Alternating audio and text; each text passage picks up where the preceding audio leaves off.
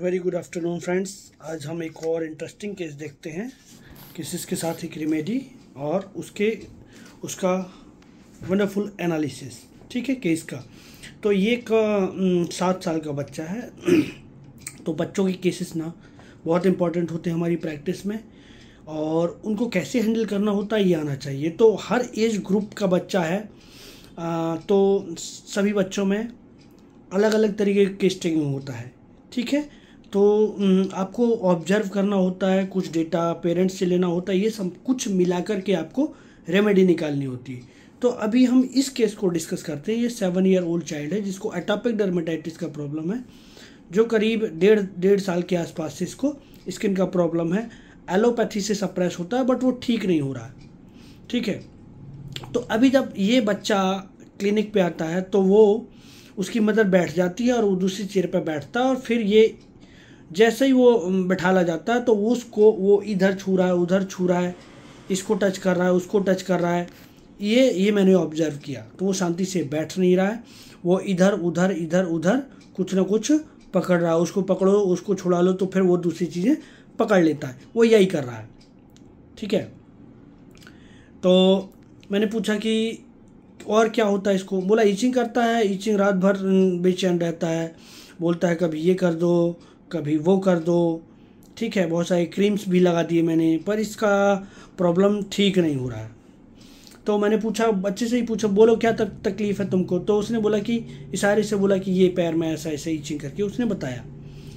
तो मैंने पूछा और इसके अलावा, तो वो मतलब ऐसे कुछ भी चीज़ों को टच करते हुए वो बात कर रहा था। तो मैंने पूछा कि इसको दिक्कत क्या आती है तुमको। तो बोला ईचिंग होता है। तो मैंने कहा और कुछ। तो फिर मैंने उसकी मदर से ही पूछा, ठीक है, कि अभी बताओ आप इसका नेचर कैसा है। तो इसकी मदर ने बोला कि ये बहुत ज़्यादा ज़िद्दी है, किसी की बात नहीं सुनता है, और जो बात यदि इसको बोल दे तो ये वही चीज़ इसको चाहिए। ठीक है, और नहीं उसकी डिमांड पूरी होती तो फिर चीज़ों को, सामान को फेंक देता है, गुस्से में लात मार देता है। ठीक है, काटने को दौड़ता है, सामान फेंक देता है, तोड़ देता है, जब तक इसकी चीज़ें उसको ना मिल जाएं तब तक। तो मैंने पूछा यदि ना दो आप तब क्या करता है। तो बस वही सामान फेंकता है, तोड़ देता है, ज़मीन पर लोड जाएगा, इधर से उधर ऐसे टॉसिंग करने लगता है। ठीक है, और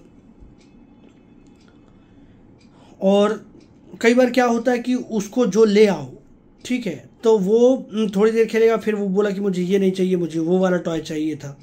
तो ये इसका ऐसे ही चलता रहता है। ठीक है, अभी आप देखिए।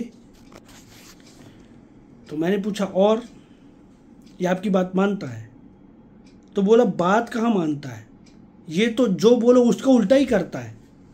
आप बोलेंगे कि बेटा ऐसा मत करो तो वो और उल्टा उसी को वैसा करेगा। ठीक है, और उसी का जो आप कहेंगे उसका उल्टा करेगा। आप कहेंगे बेटा टीवी चालू कर दो तो टीवी चालू नहीं करेगा, बल्कि यदि टीवी चालू हो तो उसको बंद कर देगा। ठीक है, तो ये उल्टा करता है। तो इस तरीके के कारनामे इसके चलते रहते हैं।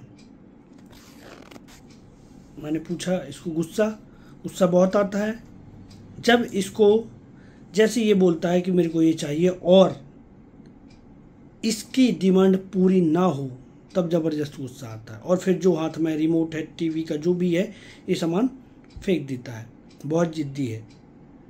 जब तक इसकी बात मान ना ली जाए तब तक ये पीछे पड़ा रहेगा, और इसको कभी कोई काम बोलो आप कि ऐसा कर लो वैसा कर लो तो नहीं करता है। तो आप इस केस में, तो मैंने बताया कि बच्चों के केसेस में आपको ज़्यादा नहीं समझना होता, वो सीधा आपको रूब्रिक लगाने होते हैं। ठीक है, तो डेटा आपको बच्चों से डेटा लेना है, उसके पेरेंट्स से डेटा लेना है, कुछ ऑब्जर्व करना है। ठीक है, जैसे अभी ये ऑब्जर्वेशन का पार्ट है, ये आपको देखना है कि ये बच्चा आया, बैठा नहीं, और इधर से उधर जो चीज़ें हैं वो सब छू रहा है, टच कर रहा है, पकड़ रहा है। तो हमारे पास एक सीधा रूब्रिक है। मैंने क्या बोला, आपको सीधे रूब्रिक लगाने हैं। तो touching impel to touch everything children's in, सीधा रूब्रिक है। Touching impel to touch children's in everything, ये रूब्रिक है।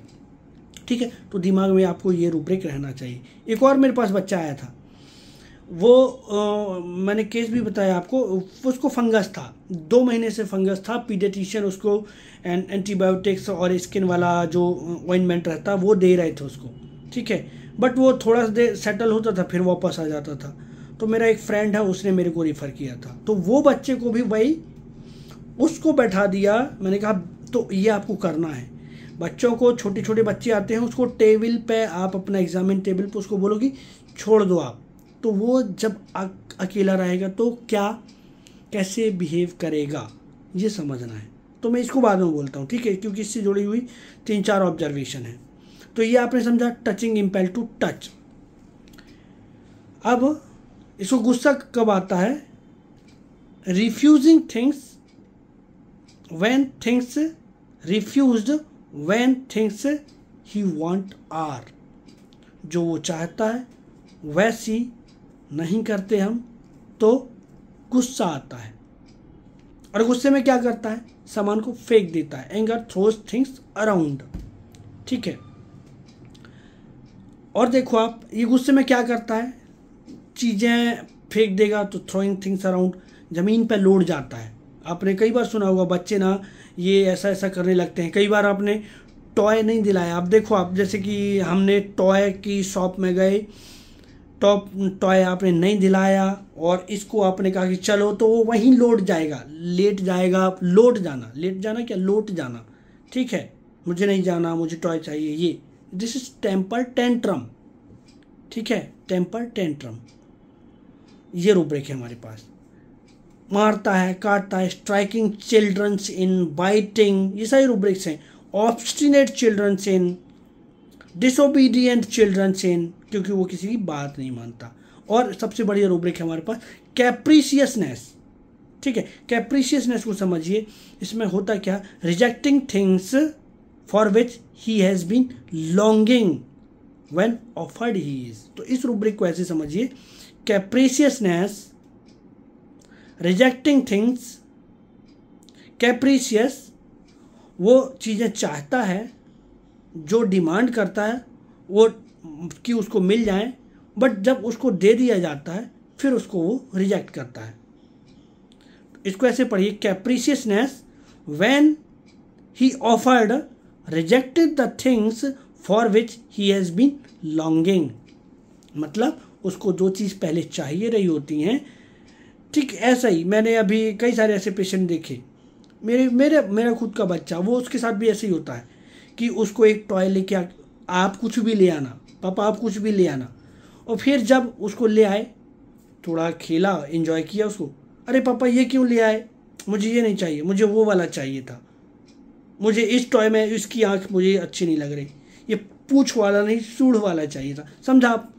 तो बच्चों के ये जो नखरे हैं ना, ये दिस इज़ कैप्रिशियसनेस, ठीक है, कि अभी वो चाहिए था वो वाला ले आना, अब वो नहीं चाहिए ये वाला ले आना।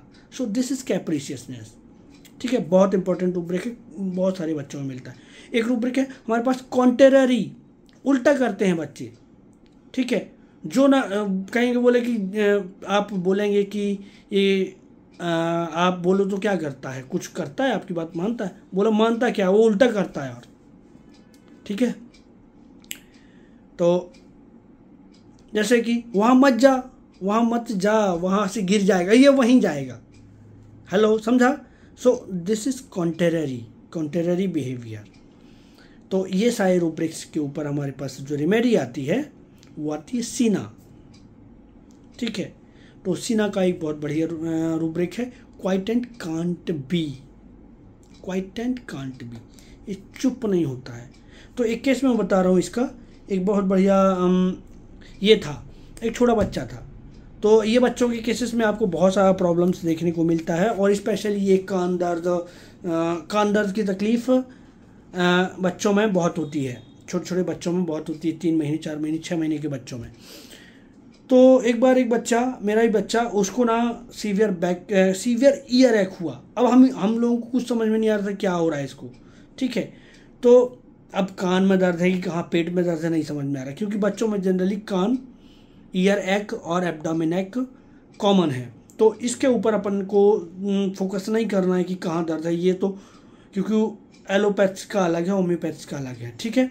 तो हमको ये समझना है भी बच्चा तकलीफ में क्या कर रहा है। तो वो क्या था उसका, रोए जा रहा है, रोए जा रहा है, रोए जा रहा है, इंटेंसली रोए जा रहा है, और वो किसी भी चीज़ से सेटल नहीं हो रहा है।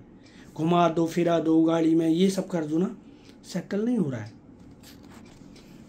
तो ये जो रूब्रिक है क्वाइटेंट कांट बी, इसको आप शांत नहीं कर सकते, ठीक है। मतलब अब यही बच्चा गाड़ी में, हमने 2 बजे रात को इसको गाड़ी से निकाला, गाड़ी में घर से रूम से लेकर के इसको रात में लेके कार से इसको की कार में इधर उधर घुमा दिया जाए तो शांत हो जाए, नहीं हुआ शांत, ठीक है। तब दिमाग में आए कि इसको सीना देना है ना। तो quietened can't be, cina, chamomilla, arsenic. But अभी देखिए, quietened can't be but carried being by ameliorate, only carried being by एमेलोरेट।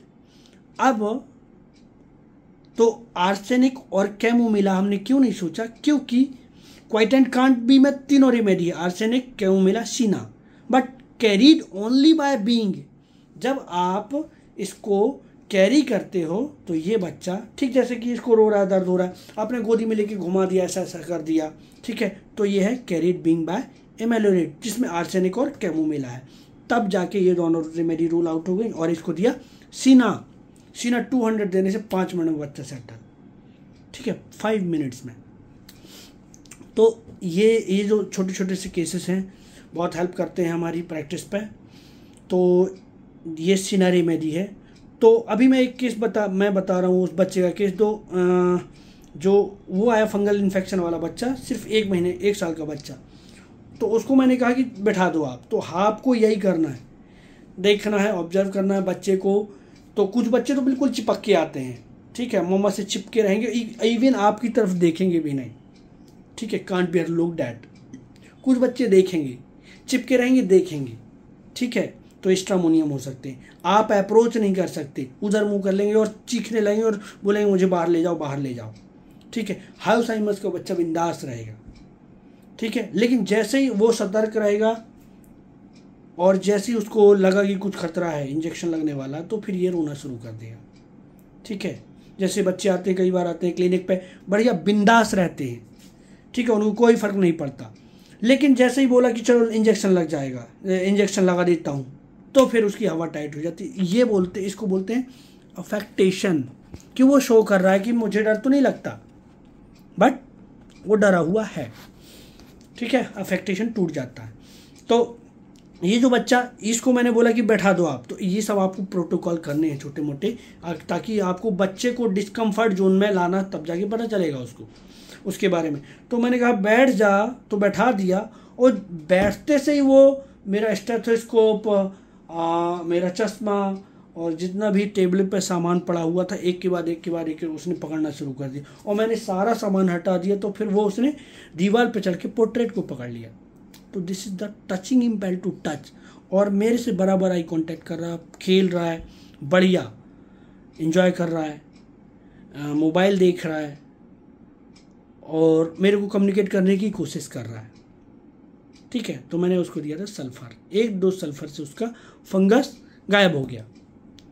तो ये सब बच्चों के केसेस में आपको देखने को मिलेगा, और भी मेरे पास बहुत सारे बच्चों के केसेस हैं, और डिफरेंट आइडियाज़ हैं बच्चों को समझने का। जस्ट आपको, क्योंकि बच्चों के केस में केस टेकिंग नहीं होता, छोटा सा केस टेकिंग, छोटा सा ऑब्जर्वेशन, छोटी सी आइडियाज़ से आपको केस निकालना होता है। वर्बली आपको कुछ खास नहीं मिलता, ठीक है। इवन बड़े बच्चों में भी वर्बली आएंगे तो वो टिमिड साए रहेंगे, मामा को देखेंगे, ये सब, बट ये छोटे छोटे से ऑब्जर्वेशन से आपका रेमेडी निकल के आता है। तो ये सब हमको लर्न करना है, ठीक है। तो कुछ लोगों का कंप्लेंट रहता है कि मेरा वॉइस लो आ रहा है, तो ऑफकोर्स कुछ लोगों का खुद का वॉल्यूम कम है स्पीकर का, और ये भी हो सकता है। और मेरा तो माइक, ऑफकोर्स मुझे माइक का ज़रूरत है, तो मैं माइक अरेंज कर रहा हूँ आप लोगों के लिए for better voice. Thank you for watching. और जो लोग लर्न करना चाहते हैं, जुड़िए, मैं कह रहा हूँ जुड़िए आप होम्योपैथी से। इवन बहुत सारे ऐसे डॉक्टर्स हैं जो डॉक्टर्स नहीं हैं, but they are interested to understand homeopathy हैं और आपके घर में, आपके पड़ोस में किसी को भी होम्योपैथी काम आने वाली है, तो इसको सीखिए, ज़रूर लर्न करिए। Thank you, thanks for watching.